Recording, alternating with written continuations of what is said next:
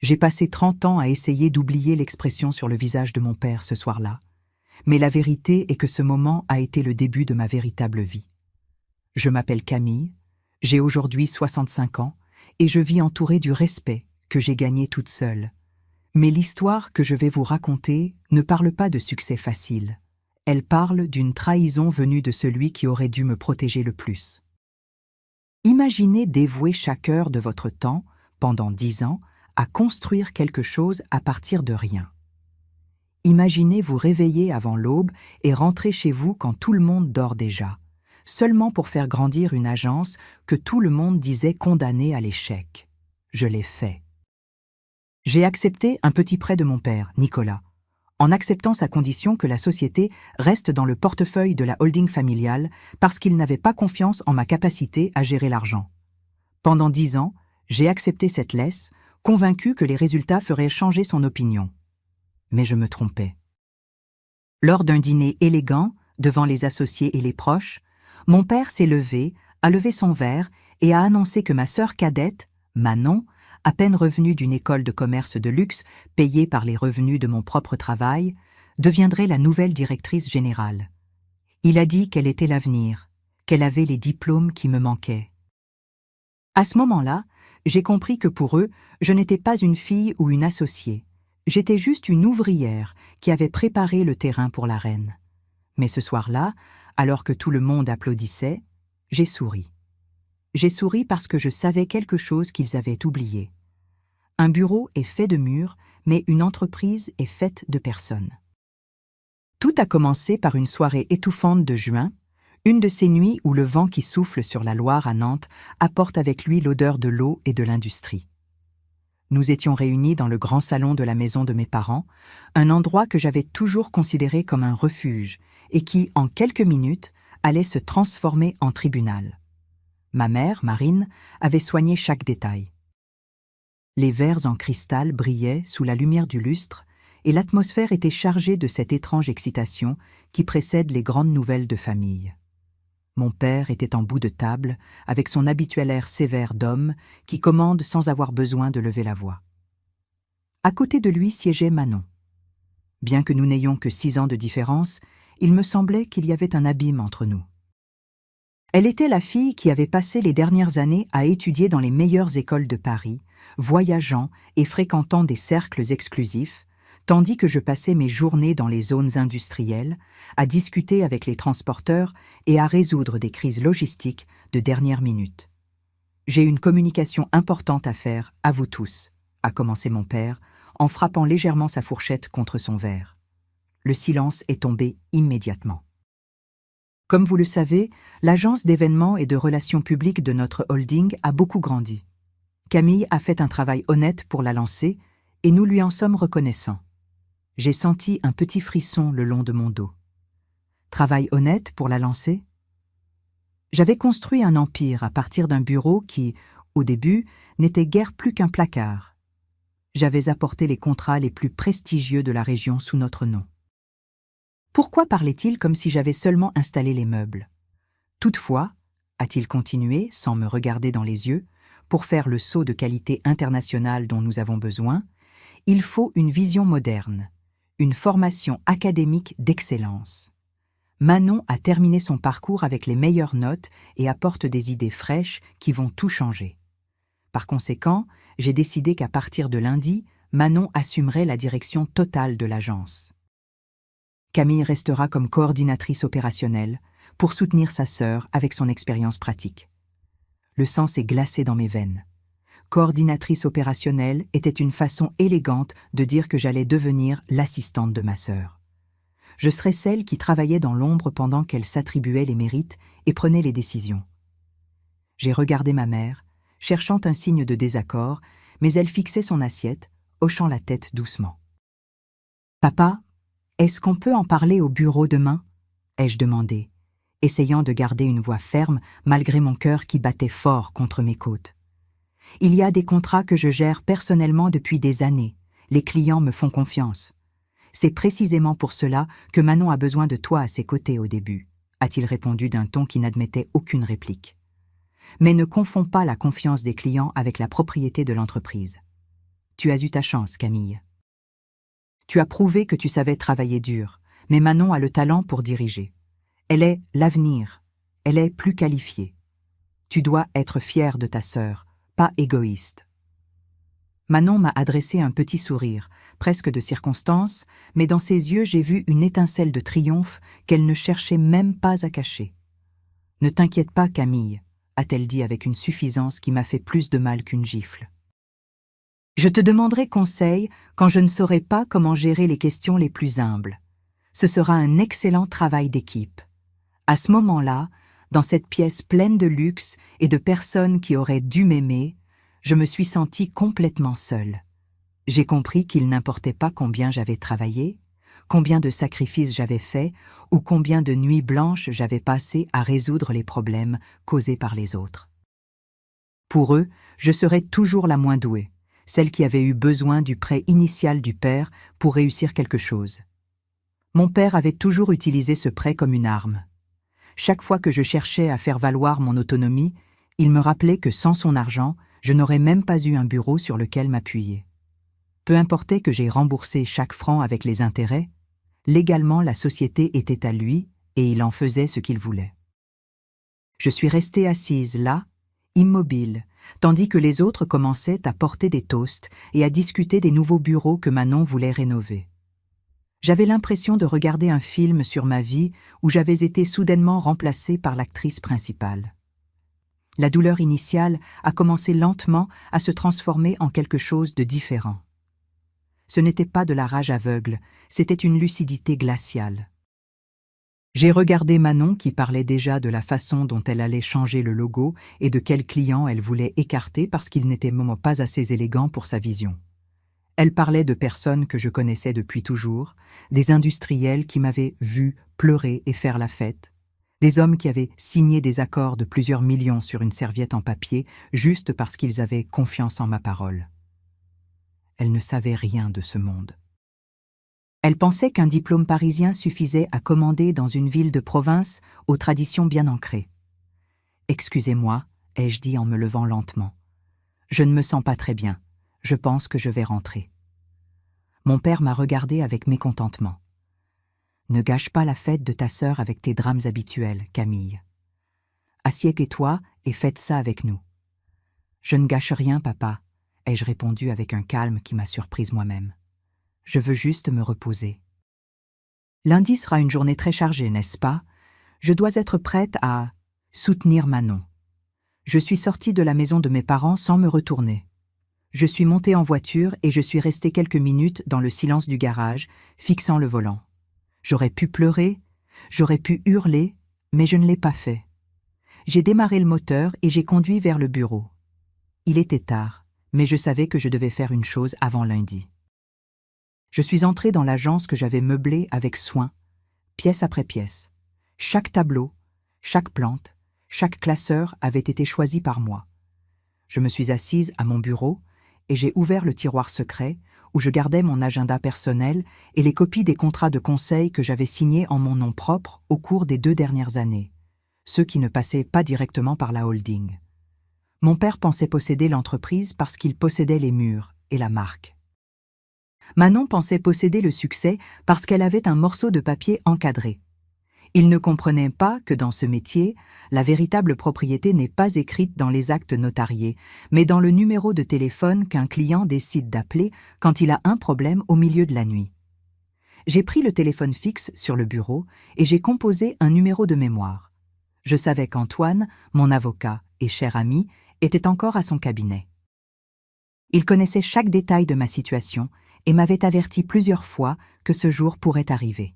« Antoine, c'est moi », ai-je dit dès qu'il a répondu. C'est arrivé. Ils l'ont fait devant tout le monde ce soir. À l'autre bout du fil, il y a eu un moment de silence, puis un soupir pesant. Je suis désolée, Camille. Vraiment. Ton père n'a jamais compris ce qu'il avait entre les mains. Non, Antoine, il n'est pas désolé du tout, ai-je répondu en allumant la lampe de bureau et en regardant la liste de mes 10 premiers clients. Mais maintenant, cela n'a plus d'importance. Je veux activer le plan dont nous avons parlé. J'ai besoin que tu prépares les documents pour la nouvelle société d'ici lundi matin. Et je veux que tu vérifies la clause d'exclusivité de mes contrats personnels de conseil. Tu es sûr, si tu fais ça, la rupture avec ta famille sera totale. On ne revient pas en arrière après une chose pareille. La rupture a déjà eu lieu ce soir au dîner, Antoine. Ils ont brisé le pacte de confiance. Je suis seulement en train de sauver mon avenir. Manon veut l'agence, qu'elle la prenne. Je lui laisserai le bureau, les chaises et l'ordinateur. Mais la réputation, celle-là ne peut pas être transférée par un toast. J'ai raccroché et j'ai commencé à rassembler mes affaires personnelles dans un carton. Elles n'étaient pas nombreuses, mais c'était celles qui comptaient. Tandis que je travaillais dans le silence du bureau, je sentais la tension se dissiper. Mon père croyait m'avoir tout enlevé, mais en réalité, il venait de me libérer. Je n'aurais plus à demander la permission pour chaque dépense. Je n'aurais plus à justifier ma stratégie auprès de ceux qui ne mettaient pas les pieds au bureau depuis des mois. Je suis rentré chez moi alors qu'il faisait presque jour. Je me suis allongé sur le lit, mais je n'arrivais pas à dormir. Je pensais à ce que serait le lundi suivant. J'imaginais Manon entrer avec ses vêtements coûteux, prête à donner des ordres à des personnes qui ne la respectaient pas. Je pensais à mon père, convaincu d'avoir mis en sécurité le patrimoine familial. J'étais fatiguée, mortellement fatiguée de lutter pour être vue, pour être appréciée. Cette nuit-là, j'ai décidé que je ne permettrais plus jamais à personne, surtout à quelqu'un de mon propre sang, de me dire ce que je valais. Si mon père pensait qu'un diplôme valait plus que 10 ans de sacrifice, alors il était juste qu'il apprenne la leçon de la manière la plus dure possible. Le lendemain matin, qui était un dimanche, je me suis réveillée avec une étrange sensation de paix. Le poids que j'avais porté pendant des années, le besoin de plaire à Nicolas, s'était évanoui. Je suis allée dans la cuisine et je me suis préparé un café, regardant par la fenêtre vers les quais. La ville de Nantes était là, immense et indifférente aux querelles humaines. Mais je savais qu'entre ces rues, il y avait des gens qui allaient recevoir une nouvelle inattendue. J'ai pris mon carnet et j'ai commencé à écrire une liste de noms. Ce n'étaient pas seulement des clients, c'étaient des alliés.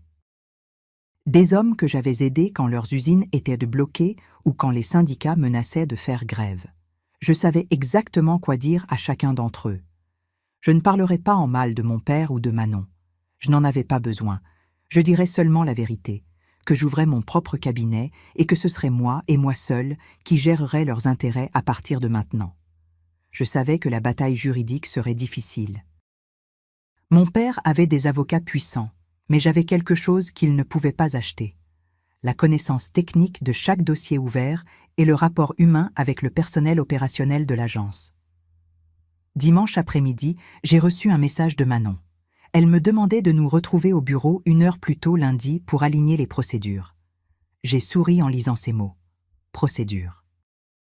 Elle voulait parler de graphiques et de dossiers quand les vrais problèmes se résolvaient par une poignée de main et une parole donnée.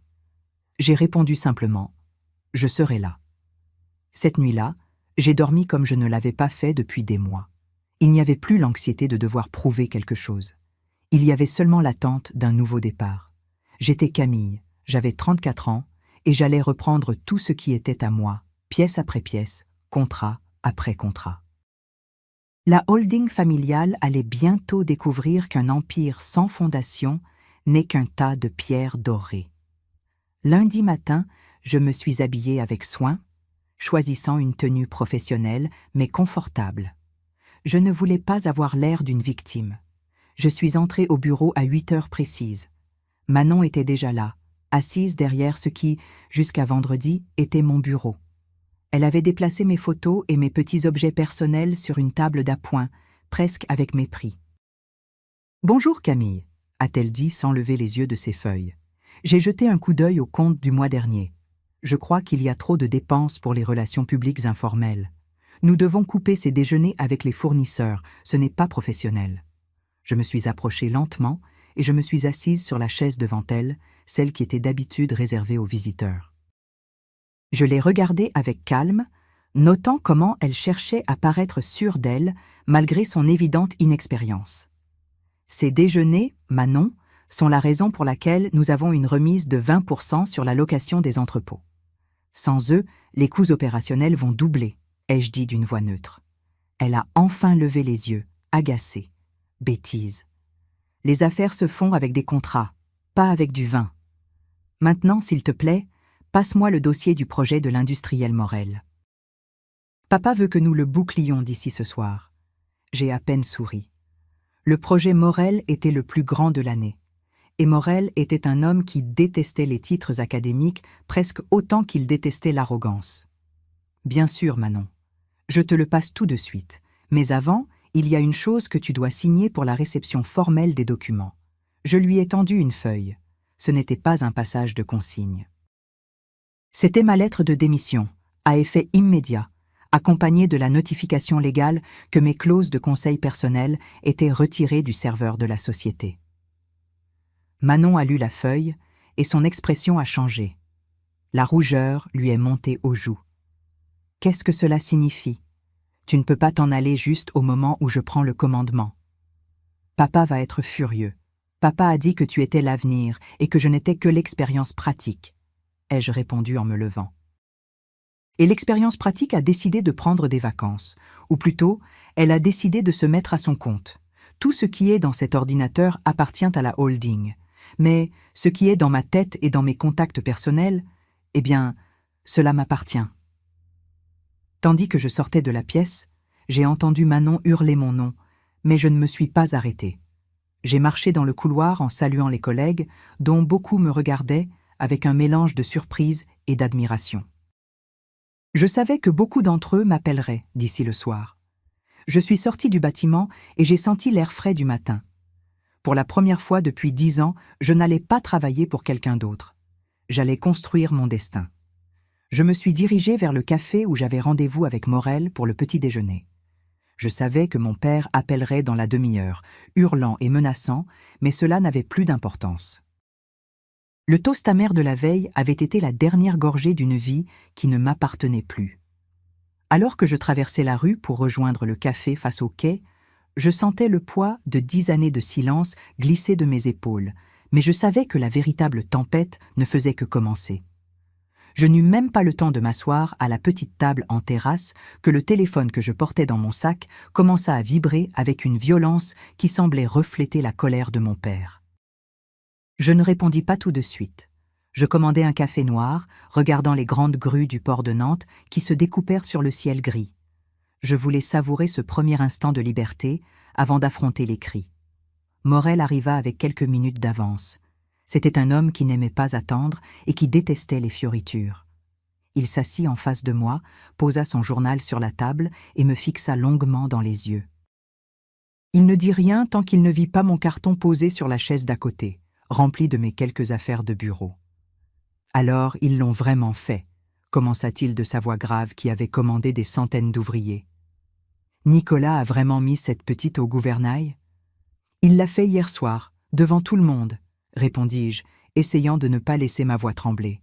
« Et je viens de démissionner. À partir de cet instant, l'agence de la holding ne représente plus mes intérêts. » Morel sourit, un geste rare chez lui. « Ton père est un grand industriel, Camille, mais il ne comprend rien aux hommes. Il pense que le commandement s'hérite comme une montre en or. Mais le commandement se gagne sur le terrain, sous la pluie, en résolvant les problèmes que les autres créent. Qu'est-ce que tu vas faire maintenant ? » J'ouvre mon propre cabinet. J'ai déjà parlé à mon avocat. J'ai juste besoin de savoir si ta parole tient toujours, Morel. L'homme se pencha en avant, ignorant le téléphone qui continuait de sonner dans mon sac. Camille, je ne signe pas de contrat avec des noms de société. Je signe des contrats avec des gens. Si tu es dehors, je suis dehors. Manon ne saurait pas distinguer un bon dossier d'un mauvais, même si on lui expliquait pendant des heures. Dis bien à ton père que mon projet, c'est toi qui le gères ou personne. À ce moment-là, le téléphone s'arrêta de sonner 1 seconde pour reprendre immédiatement. Je m'excusai auprès de Morel et décrochai. La voix de mon père explosa dans l'appareil, si forte que je dus l'éloigner de mon oreille. « Qu'est-ce que tu as fait ? On m'a dit que tu étais sortie du bureau comme une folle. Manon est en larmes, elle dit que tu lui as volé des documents et que tu la menaces. Reviens tout de suite et demande-lui pardon, Camille. Ne me force pas à venir te chercher. » « Je ne suis pas une folle, papa. Et Manon n'est pas en larmes pour des documents. Elle est en larmes parce qu'elle a compris qu'elle n'a aucune idée de comment gérer le dossier Morel que tu viens de lui offrir sur un plateau. Je suis assise avec lui en ce moment même. Tu veux lui parler ? Il y eut un silence soudain de l'autre côté. Je pouvais entendre la respiration lourde de mon père, ce silence qu'il utilisait toujours pour intimider ses employés. N'ose pas impliquer les clients dans tes gamineries. Morel est un ami de la famille depuis 30 ans. Morel est un homme d'affaires, papa. Et les affaires se font avec ceux qui savent les faire. Je ne reviendrai pas au bureau. Ma démission est sur le bureau de Manon. Si tu veux discuter de la liquidation de mes parts personnelles, appelle Antoine. J'ai fini de me laisser humilier pour ton idée de la famille. Je raccrochai avant qu'il ne puisse répliquer. Je me sentais vidée, mais étrangement forte. Morel me regardait avec un signe d'approbation. Bienvenue dans le monde des adultes, ma fille. Ceux qui décident seuls. Le reste de la matinée passa dans un tourbillon d'appels. Ce n'était pas moi qui appelais, c'était eux. Les employés du bureau, ceux que j'avais embauchés et formés, m'appelaient depuis des cabines publiques ou depuis les toilettes pour me demander quoi faire. Manon était entrée dans l'agence en hurlant, essayant de changer les codes d'accès, mais elle ne savait même pas où étaient conservées les archives physiques. C'était le chaos total. Dans l'après-midi, je me rendis au cabinet d'Antoine. L'espace était sobre, rempli de dossiers et de cette odeur de vieux papier qui me transmettait toujours de la sécurité. Il m'attendait avec une pile de documents prêts pour la signature. « Ton père a déjà appelé 3 fois, dit Antoine, sans s'arrêter d'écrire. Il a menacé de te poursuivre pour vol de secrets industriels. Je lui ai expliqué que les contacts que tu as bâtis, basés sur ta réputation personnelle, ne sont pas la propriété de la holding. Il a hurlé que tu étais une traîtresse. « Et ma mère ?» demandai-je, avec un nœud dans la gorge. « Ta mère m'a appelé en pleurs. Elle dit que tu es en train de détruire la famille, que tu devrais mettre ton orgueil de côté pour le bien du nom des Rochefort. Elle m'a demandé de te convaincre de revenir en promettant que Manon te donnerait plus d'autonomie. » Je souris amèrement. Plus d'autonomie. Comme si j'étais une enfant à qui on permet de jouer un peu plus longtemps dans le jardin. Non, Antoine. J'ai passé 10 ans à construire leur nom. Maintenant, je vais construire le mien. En sortant du cabinet, je décidai de passer chez moi pour prendre un peu de repos, mais je trouvai la voiture de ma mère garée devant mon immeuble. Marine m'attendait assise sur le rebord, avec un air fatigué qui me fit presque culpabiliser. Presque. « Camille, s'il te plaît, » commença-t-elle dès qu'elle me vit. « Ton père est hors de lui. Il a eu une poussée de tension ce matin. Manon n'arrête pas de pleurer. Pourquoi dois-tu être si dure? C'est ta sœur, elle voulait juste prouver ce qu'elle valait. Et moi, maman? Moi, je ne vaux rien. J'ai travaillé pendant 10 ans, sans un seul vrai jour de vacances. J'ai remboursé moi-même les dettes que papa avait accumulées avec son ancienne activité grâce à mon agence. Où étais-tu quand je rentrais à 11 heures du soir avec les mains qui tremblèrent de fatigue? Tu étais au restaurant avec tes amis, à te vanter de la réussite de Manon à Paris. Ma mère baissa le regard. Nous savions que tu étais forte, Camille. Tu t'en sors toujours. Ta sœur a besoin d'aide, d'un guide. Papa pensait qu'en travaillant ensemble, vous seriez invincibles. Travailler ensemble signifie se respecter. Papa l'a placé au-dessus de moi pour m'humilier, pour me rappeler que sans son capital initial, je ne serais personne. Eh bien, nous allons voir ce que vaut son capital sans mon travail. Tu es cruelle, murmura-t-elle. Ton père t'a tout donné. Mon père m'a donné un prêt que j'ai remboursé avec les intérêts. Tout le reste, je l'ai pris à la force de ma volonté. Dis à Manon que si elle veut l'agence, elle doit apprendre à la gérer. Je ne suis plus sa nourrice. Je montai chez moi et fermai la porte, laissant ma mère sur le trottoir. Je m'assis dans le noir de mon salon, sans allumer la lumière. Le silence n'était interrompu que par le bruit lointain de la ville. Je ressentais une tristesse profonde, non pas pour la perte de l'entreprise, mais pour la certitude que ma famille ne m'aimait que tant que j'étais utile et soumise. Dans les jours qui suivirent, la situation s'aggrava. Manon avait essayé d'organiser un événement pour un client suisse important, convaincu que son titre d'école prestigieuse lui donnait un avantage automatique. Elle avait ignoré les fournisseurs historiques, ceux avec qui j'avais des relations depuis des années, en essayant de renégocier les prix de manière agressive, persuadée que le nom de la holding suffirait à les faire plier. Le résultat fut un désastre. Les fournisseurs cessèrent de répondre au téléphone. Les traiteurs augmentèrent leurs tarifs du double. Je recevais des messages désespérés de mes anciennes collègues. « Camille, on ne sait pas quoi faire. » Manon a annulé les réservations d'avion pour la délégation parce qu'elle disait que c'était trop cher. Maintenant, on ne trouve plus de place et l'événement est dans 3 jours. Papa hurle sur tout le monde. Je lisais et je ne répondais pas. Ce n'était pas de la méchanceté, c'était une nécessité. Si j'étais intervenue, j'aurais confirmé leur idée qu'ils pouvaient me traiter comme ils voulaient, puisque je finirais toujours par tout résoudre. Ils devaient se confronter à la réalité. Un soir, alors que j'installais mes nouveaux dossiers dans mon petit bureau temporaire que j'avais loué à la hâte, j'entendis frapper à la porte.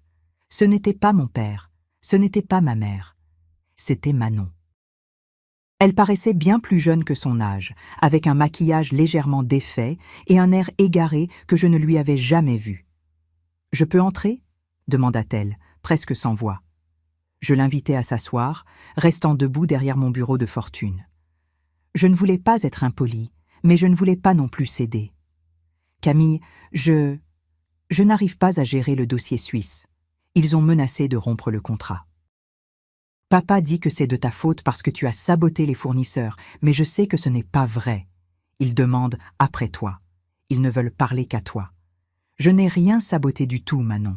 Les fournisseurs sont des gens, pas des numéros sur un graphique. Si tu les traites avec arrogance, ils te tournent le dos. C'est la première leçon qu'on apprend dans ce métier, mais tu étais trop occupé à étudier la théorie pour le comprendre. Aide-moi, je t'en prie, juste pour cet événement. Après, je te promets que j'essaierai d'apprendre. Je la regardais et, pendant un instant, j'éprouvais presque de la compassion. Mais je me souvins de son sourire de triomphe au dîner, de la façon dont elle avait déplacé mes affaires personnelles lundi matin comme si c'était des déchets. Non, Manon. Si je t'aide maintenant, papa dira que vous aviez raison, que je suis juste une excellente assistante. Tu as voulu le commandement? Gère-le. Appelle les fournisseurs un par un, excuse-toi et accepte leurs conditions. C'est la seule façon. Je ne peux pas m'excuser.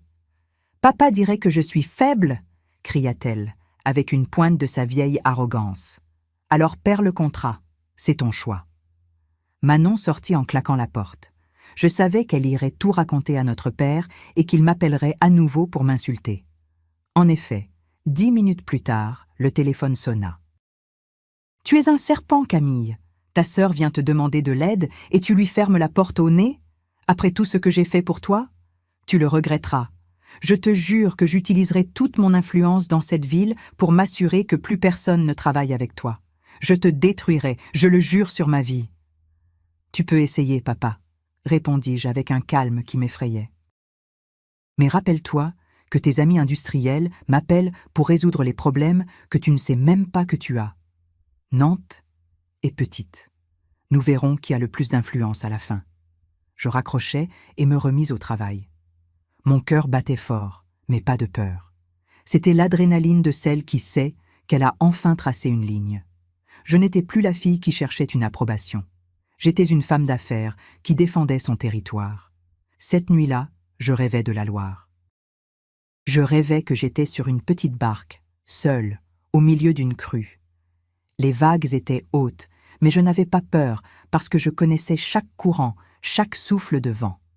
Mon père et Manon étaient sur la rive, hurlant des instructions que le vent emportait, tandis que je naviguais vers l'horizon.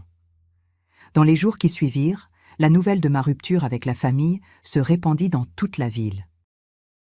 Au lieu de m'isoler, comme l'espérait mon père, la chose sembla en intriguer beaucoup. Je reçus des invitations pour des cafés et des déjeuners de la part de personnes qui auparavant ne parlèrent qu'à Nicolas. Ils voulaient voir la femme qui avait eu le courage de défier le patriarche. Morel m'appela pour me confirmer que son événement annuel, le plus grand de la région, serait géré par ma nouvelle agence.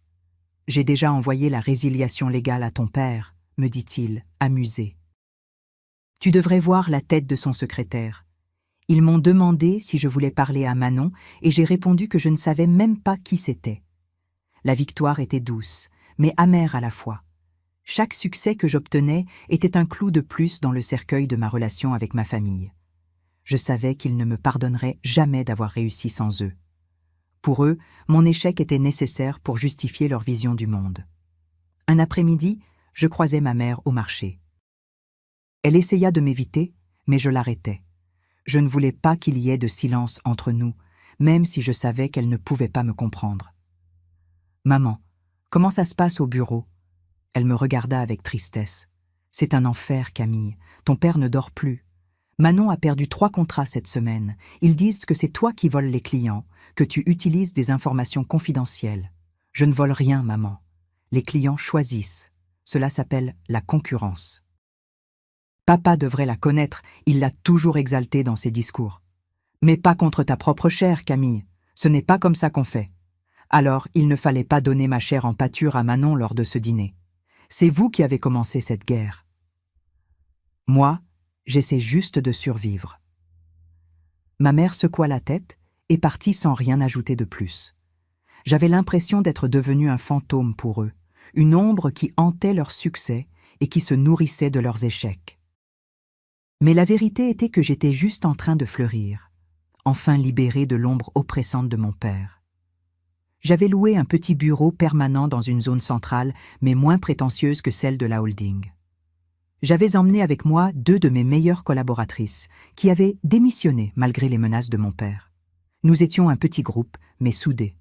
Nous travaillions dur, riant ensemble entre 2 appels téléphoniques. Je sentais que je construisais quelque chose de vrai, quelque chose qui ne dépendait pas du nom des Rochefort ou du capital de Nicolas. C'était mon agence, ma sueur, ma vie. Mais je savais que le défi final n'était pas encore arrivé. Mon père n'était pas homme à accepter la défaite aussi facilement. Il tramait quelque chose. Je le sentais dans l'air, dans certains regards que je recevais sur les quais. Il avait décidé de me frapper là où cela faisait le plus mal, non seulement sur le travail, mais dans ma vie privée. Il commença à appeler tous nos parents, racontant des histoires absurdes sur moi. Il disait que j'avais des problèmes mentaux, que j'étais instable, que j'avais détourné des fonds de la société. Il cherchait à m'isoler socialement, à faire table rase autour de moi. Lors des dimanches, quand auparavant nous nous réunissions tous pour le déjeuner, il n'y avait plus que le vide. Je recevais des appels de tantes et de cousins qui me reprochaient mon attitude, qui me disaient de revenir sur mes pas, de ne pas être aussi têtu. C'était une pression psychologique constante, une tentative de démolir mon estime de moi, pièce après pièce. Mais chaque fois que je sentais vaciller, je repensais à cette chaise derrière le bureau, à Manon qui me traitait comme une secrétaire, et ma détermination revenait plus forte que jamais. Un jour, Antoine m'appela d'une voix inquiète. « Camille, ton père a fait une manœuvre juridique lourde. Il a demandé la saisie conservatoire de tes comptes bancaires personnels, affirmant que l'argent que tu as utilisé pour ouvrir ta nouvelle agence a été détourné illégalement de la holding pendant les années de ta gestion. » Je sentis un froid soudain. Ce n'était pas vrai, évidemment. Chaque franc que j'avais utilisé était le fruit de mes économies et de la liquidation de certains placements personnels. Mais une procédure de ce genre, même si elle était infondée, pouvait me bloquer pendant des mois, m'enlevant l'oxygène nécessaire pour faire tourner ma nouvelle activité. « Peut-il faire ça ?» demandai-je, la gorge sèche. « Il peut essayer. » Il a présenté des documents comptables qui semblent montrer des irrégularités. Je soupçonne qu'ils ont été manipulés ou interprétés de mauvaise foi. Manon a fait de grandes études en économie, après tout. Elle a peut-être trouvé le moyen de faire passer tes frais de représentation pour des prélèvements illicites. La trahison était complète. Ils ne voulaient pas seulement l'entreprise, ils voulaient me voir à genoux. Ils voulaient me voir mendier leur pardon. Mon père utilisait la loi pour faire ce qu'il n'avait pas réussi à faire avec l'autorité paternelle, m'écraser. Qu'est-ce qu'on fait maintenant? Nous devons contre-attaquer, Camille. Mais pour cela, j'ai besoin que tu creuses dans le passé. Il doit y avoir quelque chose dans les comptes de la holding, quelque chose que ton père a toujours voulu garder caché et que seul toi, qui as été là pendant 10 ans, peux savoir. Si nous voulons arrêter cette folie, nous devons avoir une arme tout aussi puissante. Je restais en silence à regarder la pluie qui commençait à tomber sur les toits de la ville. Je n'aurais jamais voulu en arriver là. Je n'aurais jamais voulu creuser dans la boue de ma propre famille. Mais ils ne m'avaient pas laissé le choix. S'ils voulaient la guerre totale, ils l'auraient. Il y avait un entrepôt, un vieil entrepôt que mon père gardait dans une zone industrielle à l'écart, loin des regards indiscrets de la nouvelle gestion. Là-bas se trouvaient les documents des années 80, ceux de la fondation de la holding, avant que je n'y entre. Je savais que là-bas se cachait la vérité sur la façon dont ce capital initial avait réellement été accumulé. Je mis mon manteau et pris mes clés de voiture. La pluie redoublait, lavant les rues de Nantes, mais elle ne pouvait pas laver l'amertume que je ressentais. J'allais faire quelque chose qui changerait tout à jamais. J'allais ouvrir la boîte de Pandore de la famille Rochefort. Tandis que je conduisais vers l'entrepôt, je pensais à Manon et à son diplôme parisien. Je pensais à mon père et à son orgueil.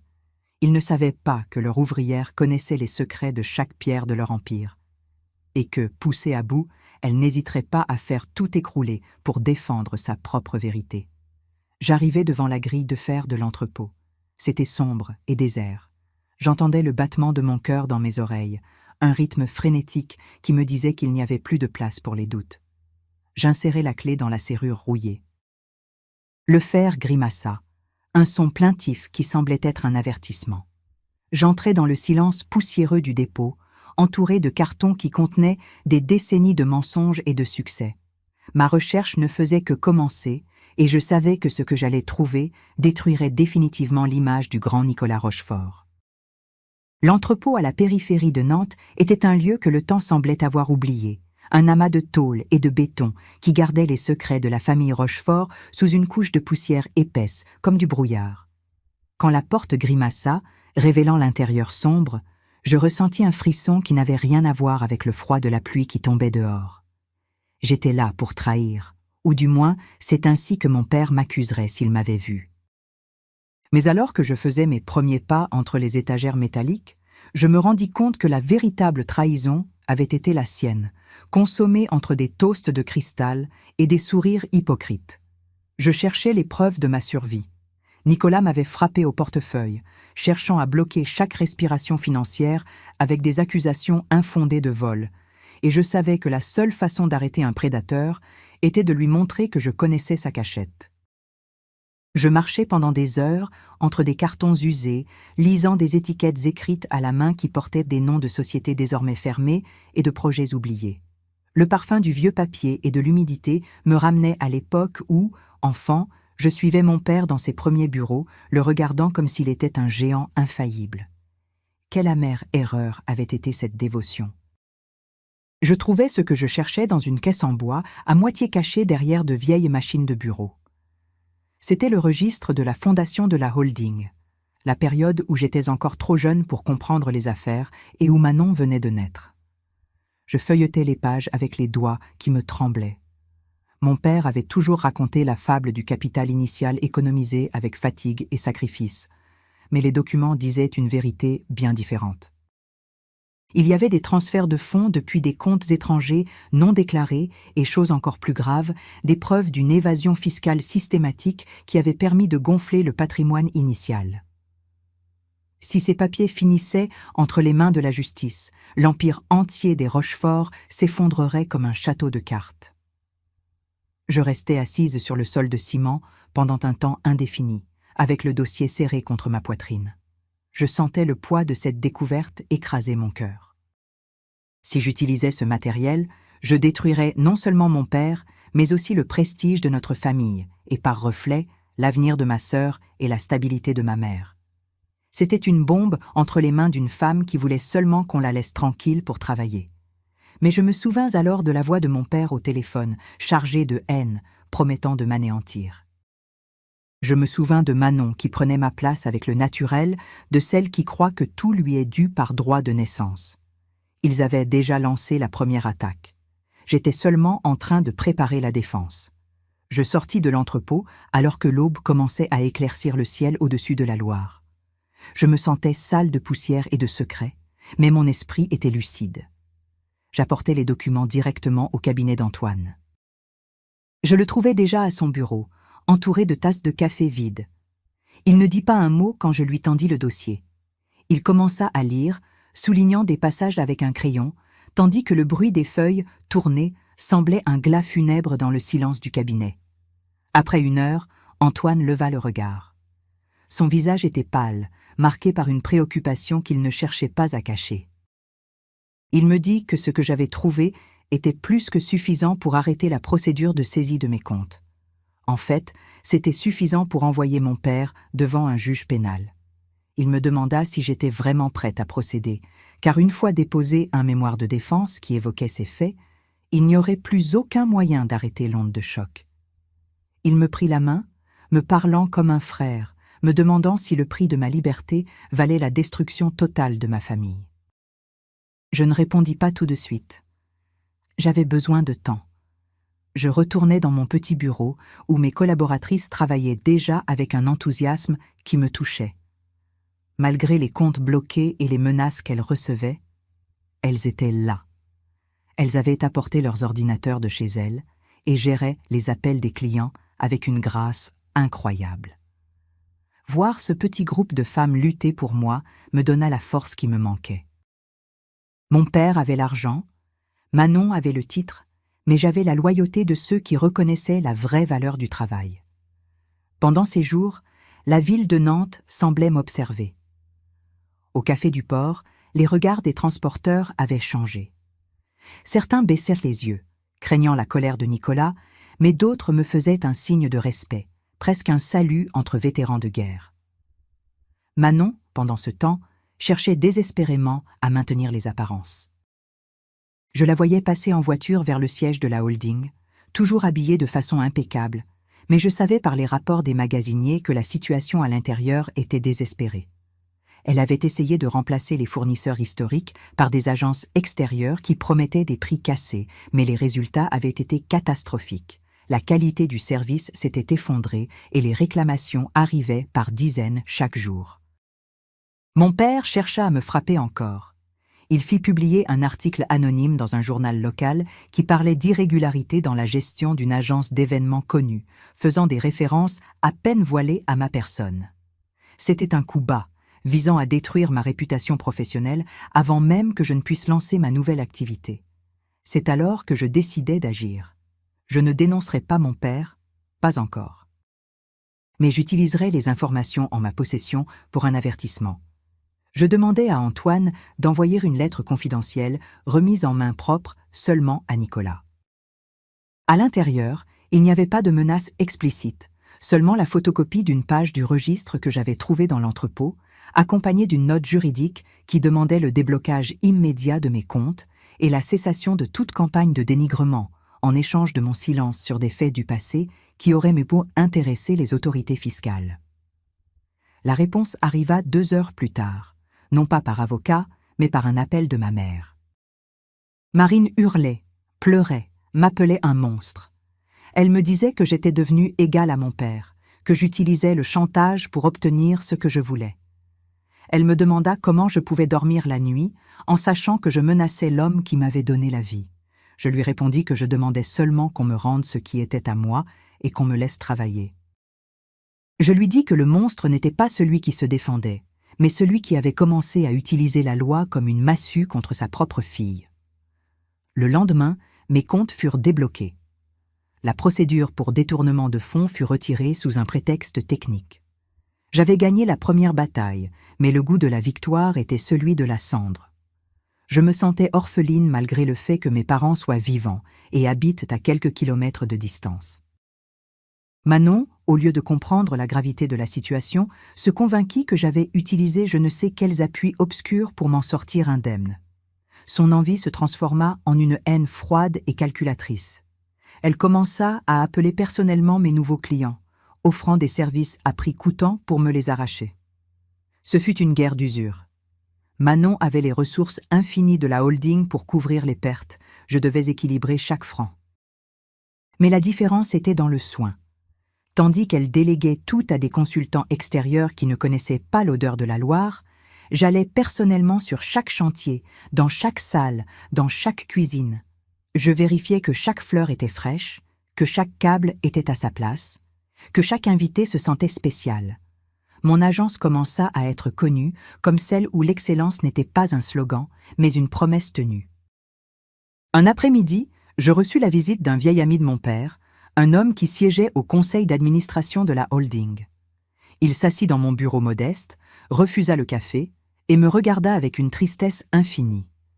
Il me dit que Nicolas n'était que l'ombre de lui-même, qu'il passait ses journées enfermé dans son bureau à regarder le vide, tandis que Manon détruisait pièce après pièce ce qui avait été construit en des décennies.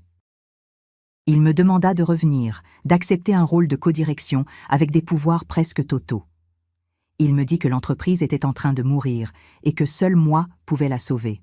« Et Manon ?» demandai-je. « Manon resterait comme visage de l'entreprise, pour le prestige du nom. Mais tu aurais le contrôle réel. Ton père est prêt à signer n'importe quel accord, pourvu que tu reviennes arranger les choses avec les clients qui s'en vont. » Je ris. Ce ne fut pas un rire de joie, mais d'incrédulité.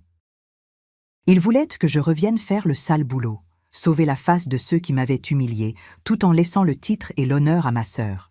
Ils voulèrent que je sois encore une fois le moteur invisible qui pousse une machine conduite par quelqu'un d'autre. « Dites à mon père que la réponse est non, » répondis-je avec fermeté. « Je ne reviendrai jamais plus sous son toit, ni professionnel, ni personnel. J'ai construit mon espace et je ne l'échangerai pas pour un titre de codirectrice dans une société qu'il a décidé de détruire par orgueil. Si l'entreprise est en train de mourir, c'est parce qu'il a préféré l'apparence à la substance. Je choisis la substance. » L'homme s'en alla en secouant la tête, murmurant que j'étais têtu comme Nicolas. Mais ce n'était pas de l'entêtement, c'était de la dignité. Je savais qu'en acceptant, je retournerais dans une prison dorée, où chaque succès serait attribué à la vision de Manon et chaque erreur serait un échec personnel. La rumeur de mon refus arriva à la maison Rochefort, comme une déclaration de guerre définitive. Mon père, blessé dans sa dernière tentative de manipulation, décida de jouer la seule carte qui lui restait, le déshonneur public. On commença à faire circuler le bruit que j'avais refusé d'aider la famille dans un moment de crise par pur égoïsme, que je profitais des difficultés de ma sœur et que j'étais une fille ingrate qui crachait dans la soupe. Cette pression sociale était difficile à supporter. Beaucoup de parents cessèrent de me parler. Au fait, ma place à table était vide et personne ne prononçait mon nom. J'étais devenu le tabou de la famille, l'exemple à ne pas suivre, le mouton noir qui avait préféré sa propre ambition à l'unité du clan. Cela me faisait mal, bien sûr. Il m'arrivait de pleurer le soir en regardant les vieilles photos de quand nous étions heureux, ou du moins de quand je croyais que nous l'étions. Mais je regardais mon registre de clients. Je voyais les nouveaux contrats qui arrivaient parce que les gens avaient confiance en moi, et je comprenais que le prix de ma liberté était la solitude. Manon, pendant ce temps, commit l'erreur fatale. Dans une tentative désespérée de regagner du terrain, elle accepta d'organiser un sommet international pour un groupe d'investisseurs qui voulaient s'implanter dans la région de Nantes. C'était un événement énorme, avec des implications politiques et commerciales vastes. Manon voulait prouver à tous, et surtout à Nicolas, qu'elle pouvait gérer quelque chose de bien plus grand que ce que j'avais jamais fait. Elle s'entoura d'agences de communication parisiennes, dépensa des sommes folles pour la scénographie et la logistique, négligeant toutefois les détails fondamentaux que seul quelqu'un qui connaît le territoire peut gérer: les autorisations, les rapports avec les syndicats et la sécurité privée. J'observais de loin. Je savais que ce sommet serait le banc d'essai définitif. Si Manon réussissait, mon agence resterait une petite réalité locale. Si elle échouait, ce serait la fin de la holding. Je ne ressentais pas de joie en voyant le danger qu'il courait, mais j'éprouvais une sorte de détachement professionnel. J'avais averti Antoine que s'il y avait des problèmes juridiques liés à cet événement, je ne bougerais pas le petit doigt. 3 jours avant le sommet, une grève soudaine éclata au port et dans les transports. Les travailleurs protestaient pour une question de conditions et de sécurité que Manon avait ignorée des mois auparavant, refusant de rencontrer les représentants syndicaux parce qu'ils n'étaient pas à son niveau. Tout était bloqué. Les investisseurs allaient arriver et il n'y avait aucun moyen de faire accéder le matériel d'installation aux zones réservées. Manon était dans une panique totale. Les échos du bureau disaient qu'elle passait des heures à hurler au téléphone contre les syndicalistes, menaçant de plaintes qui ne faisaient qu'alimenter le feu de la protestation. Nicolas chercha à intervenir, mais les travailleurs ne voulaient pas lui parler. Ils le considéraient comme faisant partie de l'ancien système, un homme qui avait délégué la gestion à une gamine arrogante qui ne les respectait pas. La situation était dans l'impasse. Les investisseurs menaçaient de tout annuler et de déplacer leurs capitaux vers d'autres régions. C'était un désastre. Je reçus un appel de Morel. Il me dit que les travailleurs avaient prononcé mon nom. Ils avaient dit que la seule personne avec qui ils étaient disposés à s'asseoir à une table pour trouver un accord d'urgence, c'était moi. Ils savaient que je connaissais leur fatigue, que j'avais toujours payé les fournisseurs ponctuellement et que je ne les avais jamais traités avec mépris. « Camille, ici tout est en train de s'écrouler, » me dit Morel. « Si le sommet saute, la région perd des millions. Ta sœur est enfermée dans son bureau à pleurer et ton père est sur le point de faire un malaise. Les syndicats te veulent comme médiatrice. Pas comme employée de la holding, mais comme garante indépendante. » Je sentis le poids de la responsabilité m'écraser. Je pouvais rester à regarder et voir leur échec final, ou je pouvais intervenir et sauver l'honneur d'une ville et, indirectement, de la famille qui m'avait répudié. C'était le moment que j'avais toujours craint et espéré en même temps. J'allais sur le terrain le soir même. Il n'y avait pas de lumière spectaculaire ou de tapis rouge, seulement des hommes en tenue de travail et au visage marqué par la fatigue, réunis autour d'un feu improvisé. Ils me virent arriver avec ma vieille voiture, sans chauffeur ni escorte. Ils s'ouvrirent sur mon passage. Il n'y avait pas besoin de titres académiques ou de master à ce moment-là. Il y avait besoin de vérité. Je m'assis avec eux sur des caisses en bois. Nous parlâmes toute la nuit. Pas de grand système, mais de respect, de sécurité et de cette dignité que ma sœur avait piétinée sans même s'en rendre compte. Je leur expliquais l'importance du sommet, non pour les profits de la holding, mais pour l'avenir de leurs enfants et de la région. Je leur fis une promesse. Que s'ils débloquaient la situation pour ces 3 jours, je m'occuperais personnellement de garantir que leurs demandes soient portées au niveau les plus hauts, avec ou sans l'approbation de mon père. À l'aube, la grève fut levée. Les ouvriers retournèrent au travail et les camions commencèrent à entrer dans la zone du sommet. J'avais sauvé la situation avec une conversation de 8 heures et une parole d'honneur. En revenant vers chez moi, je passais devant le siège de la holding. Je vis les lumières allumées dans le bureau de Manon. J'imaginais sa frustration en sachant que sa sœur ouvrière avait résolu en une nuit ce qu'elle n'avait pas réussi à gérer en des semaines. Mais je ne ressentais pas de triomphe. J'éprouvais seulement une fatigue immense. J'avais prouvé ma valeur de la manière la plus indiscutable possible, mais je savais que cela ne ramènerait pas la paix en famille. Au contraire, cela rendrait l'abîme entre nous encore plus profond, car désormais ma supériorité n'était plus une opinion, mais un fait public que toute la ville connaissait. La catharsis était proche, mais le chemin pour l'atteindre serait encore plein d'obstacles et de choix douloureux qui changeraient à jamais le destin des Rochefort. Le matin de l'ouverture du sommet international, Nantes semblait retenir son souffle sous un ciel de perles. Malgré la grève qui avait pris fin grâce à mon intervention nocturne, l'air autour du siège de la holding Rochefort était électrique, chargé d'une tension qui menaçait d'exploser au moindre faux pas. Je m'étais réveillé tôt, avec le goût métallique de la fatigue dans la bouche et le battement du cœur rythmé par la conscience que ce jour marquerait le point de non-retour. Je n'avais pas été invité officiellement à la cérémonie d'ouverture, mais je savais que ma présence était l'unique garantie invisible qui tenait debout l'édifice entier. Je m'arrêtais pour regarder le grand hôtel particulier de la famille Rochefort de loin, observant les voitures sombres des délégués qui arrivaient l'une après l'autre. Manon était là, sur le perron, avec une tenue qui criait l'autorité et une pochette serrée contre sa poitrine comme un bouclier. Elle ressemblait à la reine d'un royaume qui était secrètement en train de pourrir sous ses pieds. J'entrais dans la zone du sommet par l'entrée réservée au personnel technique. Je ne voulais pas les projecteurs. Je voulais seulement m'assurer que les promesses faites aux travailleurs soient tenues et que mon travail ne soit pas détruit par l'incompétence. Tandis que je marchais entre les pavillons, je sentais les regards des délégués étrangers. Beaucoup d'entre eux me connaissaient. Ils avaient travaillé avec moi pendant des années.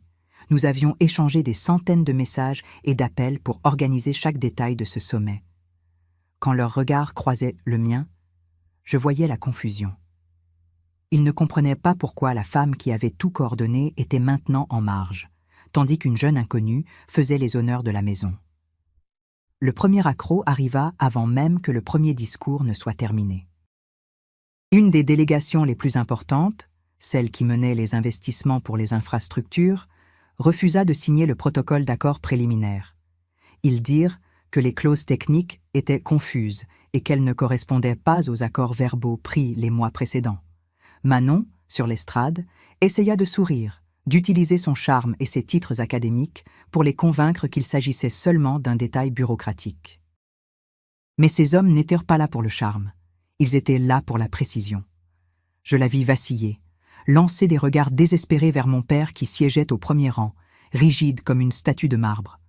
Mon père se leva et, au lieu d'aller vers sa fille, il regarda autour de lui jusqu'à ce qu'il me trouve. J'étais dans l'ombre d'un pilier, avec mon habituel sac en cuir et les cheveux attachés. Il me fit un signe impérieux, une commande qui n'admettait aucune réplique. Je le rejoignis dans une petite salle latérale, loin des oreilles indiscrètes de la presse. « Camille, tu dois monter sur l'estrade et expliquer à ces hommes que les termes sont corrects, » dit-il, sans même un salut ou un remerciement pour avoir résolu la grève quelques heures plus tôt. Sa voix était basse, chargée d'une colère contenue qui ne me faisait plus peur. « Je ne peux pas le faire, papa. Les termes ne sont pas corrects. » Manon a changé les clauses sur la responsabilité logistique pour essayer d'économiser sur les assurances de la holding. Les investisseurs l'ont remarqué tout de suite. C'est une erreur grossière qui met en péril leurs capitaux. Nicolas frappa du poing sur la table en acajou. « Je me fiche de savoir qui s'est trompé. Maintenant tu sors, tu prends en main la situation et tu la résous. Je ne permettrai pas que le nom des Rochefort soit humilié devant le monde entier parce que tu as décidé de faire l'offensé. Je ne suis pas offensé, papa. Je suis réaliste. Manon a voulu le commandement, maintenant elle doit gérer les conséquences de ses choix. Je ne suis plus une employée de ta holding. Si tu veux que j'intervienne comme consultante externe, mes honoraires sont ceux du marché et le contrat de médiation doit être signé maintenant, devant mon avocat. » Mon père me regarda avec une haine qui me transperça l'âme. « Tu es une mercenaire. Ta sœur est en train de se noyer et tu demandes de l'argent. Ta sœur m'a enlevé mon bureau, ma dignité et a cherché à me faire arrêter en m'accusant de vol. Ne parle pas de solidarité familiale, papa. C'est seulement du business, exactement comme tu me l'as appris pendant des années. » Je sortis de la pièce en le laissant là, blême. Mais la journée n'en était qu'à son début. Manon, se rendant compte que la situation était en train de précipiter, chercha à me rattraper dans le couloir. Elle avait les larmes aux yeux, mais c'était que des larmes de frustration, pas de repentir. Elle m'implora de l'aider, disant que les délégués demandaient à parler à la personne qui avait rédigé le premier projet. « Dis-leur la vérité, Manon, » lui dis-je, sans m'arrêter. « Dis-leur que cette personne a été écartée pour te faire de la place. Dis-leur que tes diplômes parisiens valent plus que mon expérience. Nous verrons s'ils ont confiance. » La cruauté de mes paroles me laissa un goût amer, mais c'était le remède qu'ils avaient à préparer pour moi. Je ne pouvais pas continuer à les sauver et leur permettre de me piétiner l'instant d'après. Le sommet continua dans un climat d'incertitude totale. Les contrats n'étaient pas signés, les discussions stagnaient et le prestige de la holding Rochefort s'effritait minute après minute. Le bruit que la famille était divisée et que la nouvelle gestion était incompétente s'était désormais répandu partout. L'après-midi, je reçus un message urgent d'Antoine. Il me demandait de le rejoindre immédiatement dans le parking souterrain. Quand je le rejoignis, je le trouvai à l'intérieur de sa voiture, avec une pile de documents fraîchement imprimés. Il avait une expression que je n'avais jamais vue auparavant, un mélange de dégoût et d'incrédulité. « Camille, tu dois lire ceci. C'est le dernier acte de désespoir de ton père. Je pris les feuilles. C'étaient des documents bancaires liés à un nouvel emprunt que la holding venait d'obtenir pour couvrir les pertes causées par les contrats perdus les dernières semaines. Je parcourus les noms des garants et mon cœur s'arrêta. Il y avait ma signature. Une signature que je n'avais jamais apposée.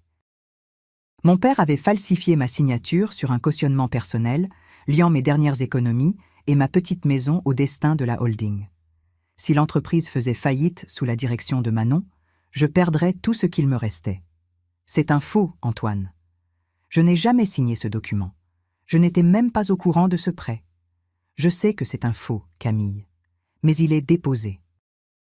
Ton père a utilisé ton ancienne délégation que tu n'avais jamais révoquée formellement, et il a ajouté ta signature autographe falsifiée. Il pensait que tu ne le découvrirais jamais, ou que, si tu le faisais, tu n'aurais jamais le courage de le dénoncer pour ne pas l'envoyer en prison. Je restais en silence, dans le noir du garage, entendant le bruit lointain des générateurs du sommet. La trahison avait atteint une profondeur que je ne croyais pas possible. Ce n'était plus seulement une question de pouvoir ou de bureau. C'était une attaque directe contre mon existence, ma sécurité, mon avenir. Mon père était prêt à me sacrifier pour sauver l'honneur de Manon et la stabilité de son empire.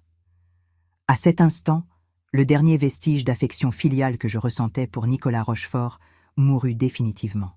« Qu'est-ce que tu veux faire ?» demanda Antoine en me posant une main sur l'épaule. « Si nous procédons à une plainte pour faux, ton père risque la prison. La banque retirera immédiatement le crédit et la holding fera faillite en 24 heures. Manon n'aura plus rien à gérer. Je veux que tu prépares l'acte, Antoine. Mais ne le dépose pas encore. Demain matin, il y aura la session finale du sommet, celle où il devrait annoncer les grands investissements. Je veux que tu sois là, avec moi. Nous utiliserons ce document pour l'ultime confrontation. » Je rentrai chez moi et passai la nuit à regarder le plafond. Je pensais à quand j'étais enfant et que mon père m'emmenait voir les grands navires en me disant qu'un jour ce serait moi qui déciderais de leur destin. J'avais cru à chacune de ses paroles. J'avais construit ma vie autour de son rêve, seulement pour découvrir que ce rêve n'avait pas de place pour moi, sinon comme victime sacrificielle. Je ressentais un calme glacial couler dans mes veines. Il n'y avait plus de place pour la douleur, seulement pour l'action. Le lendemain matin, l'atmosphère au sommet était spectrale. Les journaux locaux avaient déjà commencé à parler de faillite imminente pour la holding Rochefort et de fuite des investisseurs. Manon cherchait à garder le contrôle, mais ses ordres étaient ignorés par le personnel, qui désormais se tournait vers moi pour le moindre besoin. Mon père était assis dans son bureau privé à l'intérieur du centre de congrès, entouré d'avocats et de consultants qui cherchaient désespérément à boucher les trous d'un bilan qui prenait l'eau de toutes parts. J'entrai dans le bureau sans frapper. Antoine était à mes côtés, avec la chemise noire contenant les preuves du faux. Mon père leva le regard, et pour la première fois, je vis la peur dans ses yeux. Ce n'était pas la peur d'un père qui craint pour sa fille, mais la peur d'un puissant qui voit son trône vaciller. « Camille, ce n'est pas le moment, » dit-il d'un filet de voix, essayant de maintenir son autorité. « Nous avons une session dans 1 heure. Manon doit annoncer l'accord avec les investisseurs. Le seul accord que Manon annoncera aujourd'hui sera son retrait, papa, répondis-je, en posant le document falsifié sur son bureau. J'ai vu le cautionnement. J'ai vu ma signature falsifiée. Le silence qui suivit fut si dense qu'il semblait étouffer la pièce. Les avocats de mon père se regardèrent entre eux, baissant les yeux. Ils savaient, tous savaient, et personne n'avait rien dit. Manon entra à ce moment-là, cherchant à dire quelque chose sur un fournisseur qui refusait de livrer les fleurs pour le banquet final. Elle s'arrêta en voyant le document sur le bureau. « Qu'est-ce que cela signifie ?» demanda-t-elle, regardant d'abord moi, puis notre père. « Cela signifie que papa a essayé de voler mon avenir pour couvrir tes échecs, Manon, dis-je, en la regardant droit dans les yeux. Cela signifie que pendant que tu jouais à faire la manager, il était en train de commettre un délit pénal en utilisant mon nom. Étais-tu au courant, toi aussi, de ce prêt ?» Manon regarda son père, puis le document. Je savais qu'il fallait des fonds urgents pour garantir le contrat. Papa a dit que tout était sous contrôle, que tu étais d'accord parce que tu faisais partie de la famille. Je n'ai jamais été d'accord pour mettre ma vie en garantie de ton incompétence, répondis-je avec une froideur qui la fit reculer. Maintenant, écoutez-moi bien, tous les deux. Antoine a ici la plainte prête. Si dans 30 minutes, Manon ne remet pas sa démission irrévocable de chaque fonction, et si papa ne signe pas l'acte de transfert de mes parts et la révocation immédiate de ce prêt frauduleux, nous remettrons tout au procureur et à la banque. Mon père essaya de se lever, mais ses jambes semblaient ne pas le porter. Tu veux me détruire, Camille? Tu veux envoyer ton père en prison? Tu t'es détruit tout seul le jour où tu as décidé qu'une signature falsifiée valait plus que ta fille. Tu as 30 minutes. Pas une seconde de plus. Je sortis de la pièce et m'assis sur un banc de marbre dans le hall, regardant les délégués qui passaient. Je me sentais comme si j'étais suspendu dans le vide. Manon me rejoignit peu après. Elle s'assit à côté de moi, pleurant silencieusement. Elle ne chercha pas à me toucher. Elle savait que cela ne lui était pas permis. « Pourquoi me hais-tu autant, Camille ? J'ai seulement cherché à rendre papa fier. J'ai beaucoup étudié, je voulais porter l'entreprise à un autre niveau. Je ne pensais pas que ça finirait comme ça. Je ne te hais pas, Manon. J'éprouve seulement une profonde tristesse pour toi. Tu as passé ta vie à te faire dire qui tu devais être par un homme qui n'hésiterait pas à te sacrifier toi aussi s'il fallait sauver sa peau. Tu n'as jamais géré l'agence, tu as seulement été son instrument pour essayer de me contrôler. Mais le contrôle est terminé. Et maintenant, qu'est-ce qu'il va advenir de nous? Vous resterez avec ce que vous avez construit, un nom que plus personne ne respecte et une société vidée de sa valeur réelle. Moi je m'en vais, mais je ne m'en vais pas les mains vides. Je m'en vais avec mon honnêteté et avec le respect des gens de métier. Des choses qu'aucun diplôme et aucune signature falsifiée ne pourront jamais te donner. Antoine sortit du bureau peu après, me faisant un signe d'entente. Mon père avait tout signé. Il avait cédé devant la menace de la prison et du déshonneur public. J'avais obtenu ma liberté légale, mais le prix avait été la destruction définitive de ma famille. Il n'y avait pas de triomphe dans mon cœur, seulement une fatigue infinie et l'envie de sentir l'odeur de l'eau loin de ce palais. Tandis que je me dirigeais vers la sortie, je vis les délégués qui quittaient le centre de congrès. Le sommet avait échoué. La holding Rochefort n'obtiendrait pas les investissements et la débâcle financière était désormais inévitable. Ils avaient tout perdu en essayant de tout m'enlever. Je m'arrêtai un instant sur le seuil du bâtiment, regardant la Loire qui scintillait sous le soleil de l'après-midi. Je savais que beaucoup de ces hommes m'appelleraient d'ici le soir pour me demander de gérer leurs nouveaux projets en privé. Je montai en voiture et pour la première fois après des semaines, je respirais profondément. La bataille était finie. J'avais protégé mon avenir et j'avais montré à mon père que son ouvrière était bien plus dangereuse qu'il ne l'avait jamais imaginé. Mais tandis que je conduisais vers ma petite maison, celle que j'avais failli perdre par la faute d'un faux, je sentais que le vrai défi était encore à venir. Je devais apprendre à vivre avec le vide qui s'était créé, avec le silence d'une mère qui ne me pardonnerait jamais et d'un père qui désormais me craignait comme une ennemie. La catharsis n'avait pas été une explosion, mais un lent glissement des illusions. J'avais gagné, mais j'étais resté seul au milieu d'une ville qui désormais me regardait avec crainte et respect. L'histoire de la famille Rochefort était devenue une légende amère dans les cafés du port, le récit de comment l'orgueil d'un patriarche avait détruit la seule personne qui aurait pu vraiment sauver son règne. Ce soir-là, je m'assis sur mon petit balcon et regardais les lumières de la ville. Je savais que le lendemain, je recommencerais à zéro, avec mon cabinet, avec mes collaboratrices, et avec la conscience que ma valeur ne dépendait pas d'une signature sur un morceau de papier, mais de la force que j'avais trouvée en moi pour dire non à ceux qui voulaient m'annuler. La route était longue, mais pour la première fois, elle était entièrement mienne. Alors que l'obscurité enveloppait Nantes, j'entendis le bruit de l'eau au loin. C'était un son éternel, indifférent aux ambitions humaines et aux trahisons familiales. Cela me rappelait que, malgré tout, la vie continuait et que j'étais encore ici, prête à écrire mon prochain chapitre, libre finalement de l'ombre d'un homme qui n'avait jamais su m'aimer pour ce que j'étais. Le silence de la nuit était ma seule compagnie, mais c'était un silence qui ne faisait plus peur. C'était le silence de la paix après la tempête. le calme nécessaire pour reconstruire un monde neuf sur les ruines de l'ancien. Les lumières de la ville se reflétèrent sur l'eau, créant un tapis d'or qui semblait indiquer la voie.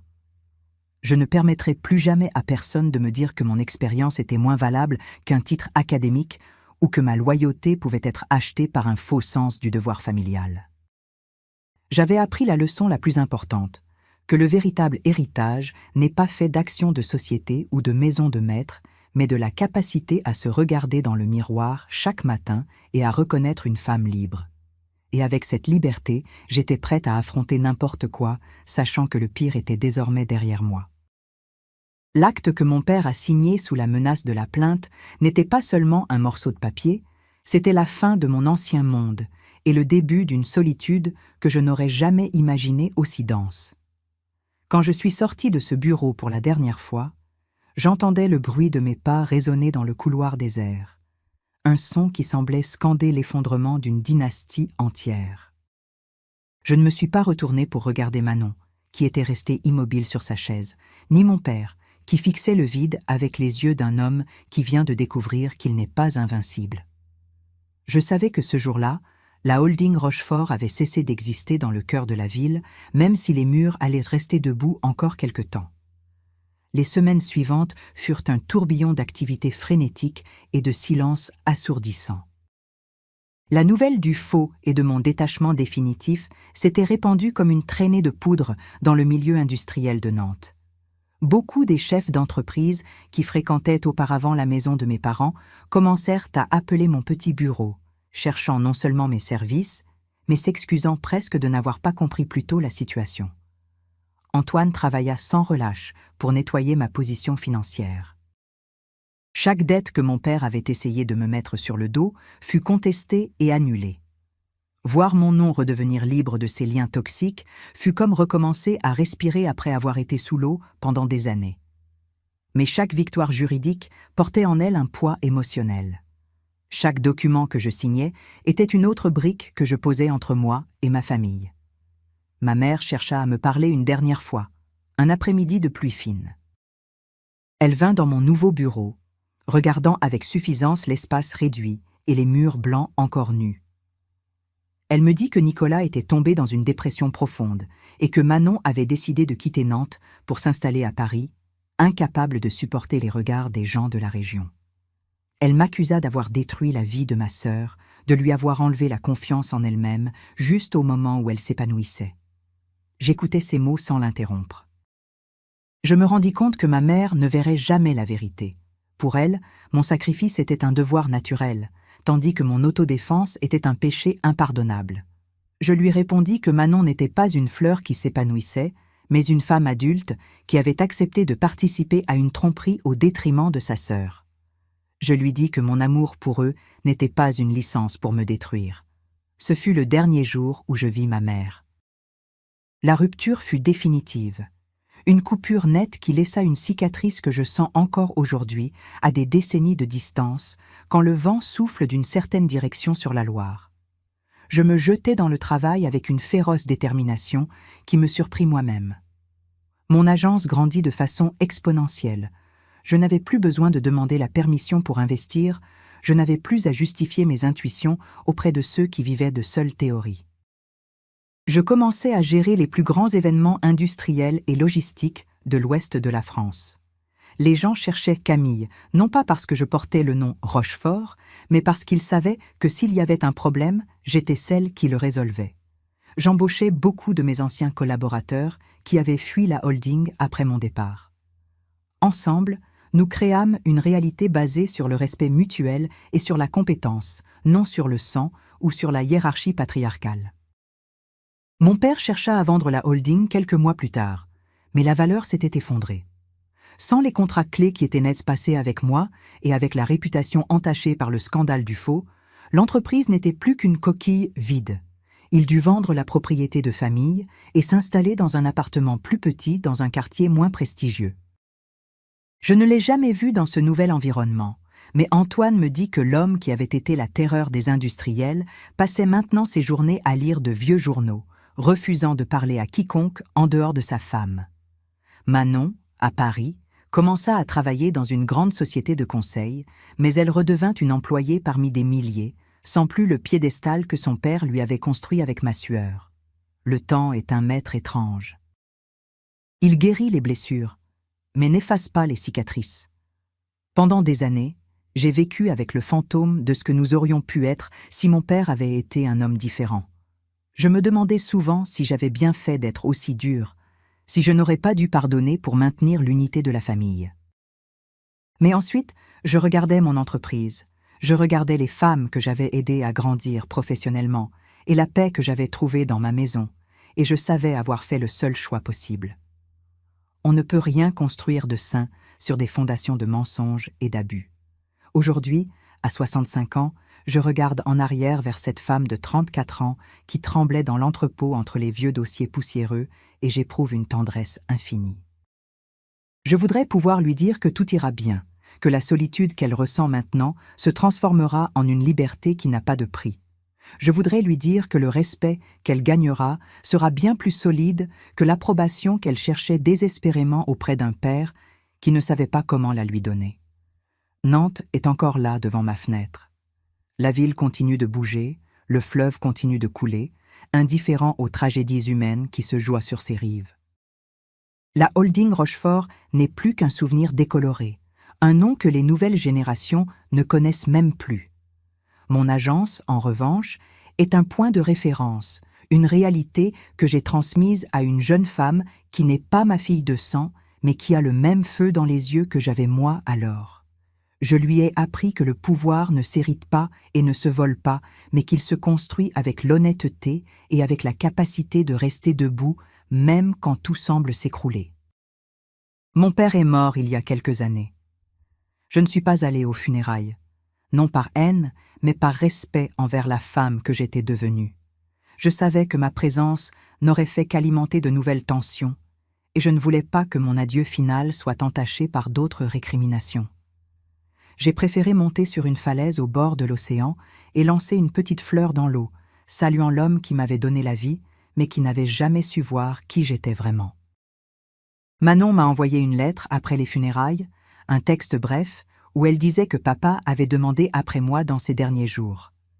Je ne sais pas si c'est vrai ou si c'était une dernière tentative pour me faire culpabiliser, mais j'ai décidé de croire que c'était un signal de paix. Je lui ai répondu en lui souhaitant bonne chance pour sa vie, et cela a été notre dernier contact. La vie m'a beaucoup donné, mais elle m'a aussi enlevé la possibilité d'être la fille que j'aurais voulu être. J'ai appris que parfois, la seule façon d'honorer soi-même est de s'éloigner de ceux qui nous veulent petits pour se sentir grands. La dignité est un vêtement qui coûte cher, on le paie souvent avec ses affections les plus proches, mais c'est le seul qui ne se démode jamais et qui vous permet de marcher la tête haute dans chaque salon et sur chaque quai. En regardant le coucher de soleil sur ce fleuve qui a été le théâtre de ma guerre et de ma victoire, je me rends compte que la plus grande leçon a été la découverte de ma propre force. Je n'ai pas été une victime. J'ai été une combattante qui a su transformer une trahison en une renaissance. Et si aujourd'hui je suis ici à vous raconter cette histoire, c'est parce que j'espère que quelqu'un, en entendant mes mots, trouvera le courage de dire non à quiconque cherche à usurper sa valeur au nom d'un lien qui ne mérite pas ce nom. Souvent, je m'assieds au café près des quais où tout a commencé avec ce café noir et cette rencontre avec Morel. L'air a toujours la même odeur. Je regarde les jeunes femmes qui courent avec leurs dossiers, pleines de rêves et d'anxiété, et je voudrais les arrêter pour leur dire qu'elles ne doivent pas avoir peur. Que si elles ont la vérité de leur côté, il n'y a pas de holding ou de patriarche qui puisse vraiment les arrêter. La vie est un voyage sans retour vers la découverte de qui nous sommes vraiment, et je peux dire, enfin, être arrivé à destination avec le cœur en paix. Je sais bien qu'il y a des femmes qui aujourd'hui vivent ce que j'ai vécu, des personnes qui se sentent étouffées dans des environnements qui devraient être sûrs et qui sont au contraire des pièges de manipulation. À elles, je veux dire que le premier pas vers la liberté est d'arrêter de chercher l'approbation de ceux qui ne nous respectent pas. La douleur passera, la colère se calmera, mais l'honneur d'avoir défendu sa propre vérité restera pour toujours comme la lumière d'un phare qui ne s'éteint jamais, même dans la tempête la plus sombre. Je vous remercie de tout cœur de m'avoir écouté aujourd'hui, de m'avoir permis de partager avec vous ces souvenirs si personnels et parfois douloureux. Ce fut un honneur pour moi de vous raconter comment j'ai transformé une grande injustice en une vie dont je suis fière. Si mon histoire vous a touché, ou si vous vous êtes reconnu d'une certaine façon dans mes paroles, je vous demande de laisser un j'aime et de vous abonner à cette chaîne pour écouter d'autres histoires de vie vécue. Partagez cette vidéo avec quelqu'un qui, selon vous, pourrait avoir besoin d'un peu de courage aujourd'hui, car parfois savoir que quelqu'un d'autre y est parvenu peut faire toute la différence du monde. Et maintenant, dites-moi dans les commentaires, d'où m'écoutez-vous aujourd'hui? J'aime beaucoup imaginer les lieux où mes paroles arrivent. Merci encore du fond du cœur de m'avoir écouté.